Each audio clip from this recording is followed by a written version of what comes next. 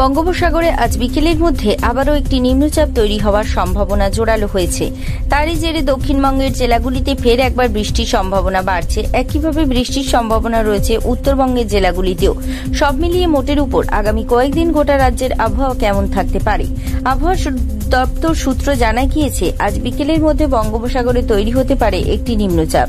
দক্ষিণবঙ্গের জেলাগুলিতে বিক্ষিপ্তভাবে বজ্রবিদ্যুৎ সহ বৃষ্টি হতে পারে। দক্ষিণবঙ্গের জেলাগুলিতে বৃষ্টির পরিমাণ বাড়তে পারে, তবে এখনই দক্ষিণবঙ্গের জেলাগুলিতে ভারী বৃষ্টির সম্ভাবনা নেই। হালকা থেকে মাঝারি বৃষ্টি চলবে।